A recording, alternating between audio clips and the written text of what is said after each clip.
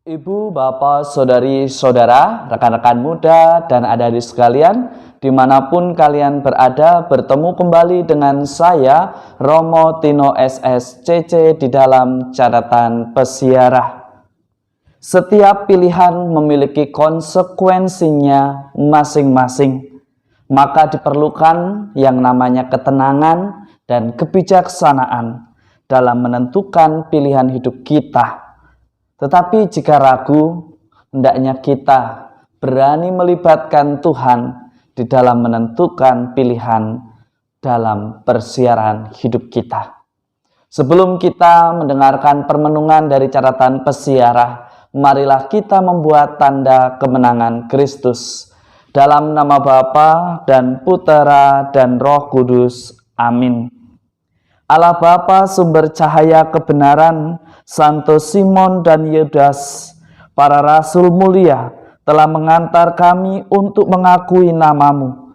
Semoga kami sebagai gereja-Mu yang hidup, semakin bertumbuh dalam iman dan semakin banyak orang yang percaya pada-Mu. Demi Kristus Tuhan dan pengantara kami. Amin. Ibu, bapak, saudari, saudara, rekan-rekan muda, dan adik-adik sekalian yang terkasih dalam Yesus Kristus, Paulus mengingatkan Anda dan saya serta kita semua sebagai umat beriman bahwa kita bukan lagi orang asing, melainkan satu keluarga atau sewarga dengan anggota keluarga Allah yang dibangun atas dasar para rasul dan para nabi, serta Tuhan kita Yesus Kristus sebagai batu penjuru yang menjadi dasar kita orang beriman. Sebagai umat beriman yang didasari oleh Tuhan kita Yesus Kristus sebagai batu penjurunya, hendaknya kita senantiasa membuka hidup kita dan hati kita agar kita diubah dan dijadikan bait Allah yang pantas, yang kudus, yang senantiasa mau diperbaharui, agar kita senantiasa layak dan pantas menjadi pewarta akan kerajaan Allah, serta membiarkan Tuhan kita bertahta di dalam hati kita, di dalam menjalani persiarahan hidup kita. Tentu dalam menjalani persiaran hidup kita sebagai orang beriman, ketika kita memilih untuk menjadi murid Kristus, tidak sering kita juga mengalami kekecewaan. Dan seringkali juga kita merasa kecewa dengan komunitas kita, dengan keluarga kita, bahkan dengan komunitas orang beriman. Tetapi hal ini akan menjadi pertanda yang amat buruk ketika kita tidak menyadarinya bahwa ada ketidaksukaan, bahwa ada kekecewaan di dalam hidup kita saat memilih untuk menjawab ya atas panggilan Tuhan sebagai murid Kristus. Jika kita tidak menyadarinya, mungkin kehadiran kita justru akan merusak persatuan yang sudah terbangun karena kita memaksakan kehendak kita memaksakan apa yang menjadi pikiran kita, karena kita hanya ingin dianggap ada dan dihargai oleh sesama kita. Hingga akhirnya kita tidak memiliki alasan untuk hidup sebagai orang beriman, karena kita hanya mencari pamor, hanya kita mencari kebanggaan, hanya karena kita mencari pujian. Hidup sebagai orang beriman, memilih sebagai murid Kristus, tidak cukup hanya mencari pujian, tidak cukup hanya mencari kehebatan karena bisa menguasai atau mengendalikan banyak orang. Sebagai orang beriman, kita diajak untuk senantiasa menjadikan diri kita sebagai tahta Allah dan menjadikan diri kita sebagai pewarta dan kesaksian akan kasih Allah yang sempurna di dalam tugas dan tanggung jawab kita.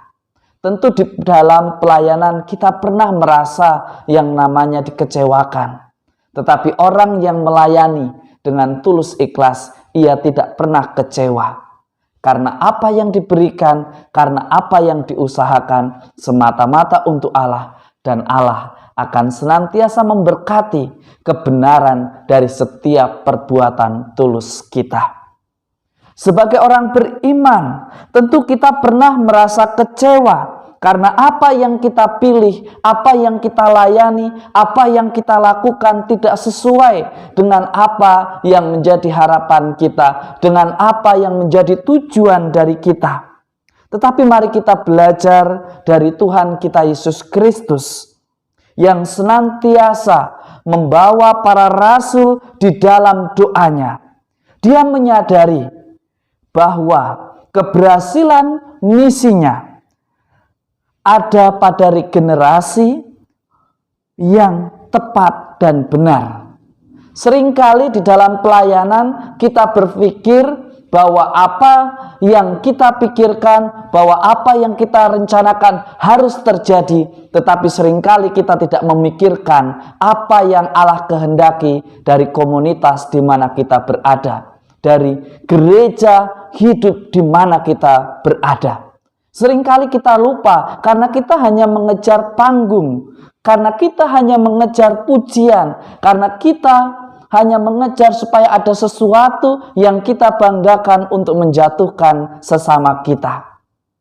Ibu, bapak, saudari, saudara, rekan-rekan muda, dan adik-adik sekalian yang terkasih, mari kita belajar dari Tuhan kita Yesus Kristus yang senantiasa mendoakan para rasul. Bahkan sebelum memilihnya, ia membawa mereka semua di dalam doa dan senantiasa mendoakan para muridnya saat berkarya dan melaksanakan dalam pewartaan kerajaan Allah.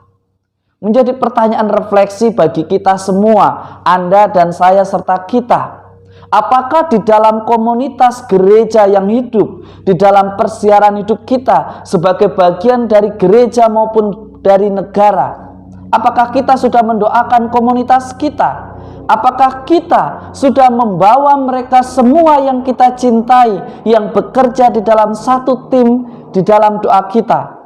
Ataukah kita lebih sibuk mencari pembenaran dan menjadi momen, mencari kesempatan untuk menjatuhkan, untuk mencaci maki hanya karena ingin dihargai? Sebagai orang beriman yang sejati, mestinya memikirkan bahwa bagaimana gereja yang hidup terus tetap berjalan, bukan mencari kenyamanan, bukan mencari pembenaran, tetapi apa yang benar dan apa yang Allah kehendaki demi gereja di masa yang akan datang. Keberlangsungan komunitas orang beriman bukan terletak pada kehebatan kita di dalam melayani, tetapi bagaimana kita menciptakan generasi baru yang meneruskan apa yang baik di masa lalu, yang meneruskan apa yang baik yang sudah kita lalui. Bukan hanya mematrikan nama kita sebagai kebanggaan dan nantinya bisa menjadi litani kejayaan di masa lalu, tetapi gereja terus berkembang, gereja terus bertumbuh ketika ada regenerasi yang tepat dan benar. Visi kehidupan gereja akan terus berjalan ketika kita mampu membawa mereka semua di dalam kebenaran, bukan di dalam kebanggaan yang membenarkan diri kita sendiri. Ibu, bapak, saudari, saudara, rekan-rekan muda, dan adik-adik sekalian yang terkasih, apa yang kita pilih hari ini di dalam tugas pelayanan, di dalam langkah hidup kita menentukan masa depan kita. Mari kita belajar dari Tuhan kita Yesus Kristus yang senantiasa melibatkan Allah Bapa di surga dalam persiaran hidupnya, di dalam mewartakan kerajaan Allah dan mendoakan komunitas keluarga kita, komunitas gereja kita yang hidup, bangsa kita, agar senantiasa dimampukan untuk menghadapi cobaan dan tantangan hidup. Meskipun kita tahu ada begitu banyak dalam persiaran hidup kita saat melayani kita kecewa. Mungkin bahkan keberadaan kita tidak dihargai dan tidak diketahui. Tetapi mari kita belajar untuk senantiasa melakukan tugas dan tanggung jawab kita di dalam ketulusan, di dalam keikhlasan. Meskipun kita tahu bahwa dalam iman Tuhan tidak akan pernah membiarkan Anda dan saya serta kita semua hilang dari genggamannya. Tetapi manusia diberikan kehendak bebas. Kita bisa memilih seperti apakah masa depan kita dan seperti apakah gereja yang kita impikan. Apakah kita hendak membentuk gereja yang senantiasa membuat litani akan kejayaan masa lalu, ataukah membiarkan kerajaan Allah yang tetap bertahta di dalam hidup manusia dari masa ke masa. Tuhan memberkati. Dalam nama Bapa dan Putera dan Roh Kudus. Amin. Hidup adalah kumpulan dari setiap pilihan yang kita ambil. Sebagai orang beriman, pilihan itu menentukan. Tetapi di dalam memilih hendaknya kita bijaksana dan senantiasa melibatkan Tuhan. Hendaknya di dalam memilih bukan hanya mengejar kepuasan karena bisa menjatuhkan atau membuat nama kita semakin melambung. Tetapi biarkanlah nama Tuhan semakin menggema karena ketulusan kita di dalam pekerjaan dan tanggung jawab kita di dalam persiaran hidup kita. Selamat beraktivitas, Tuhan memberkati. Amin.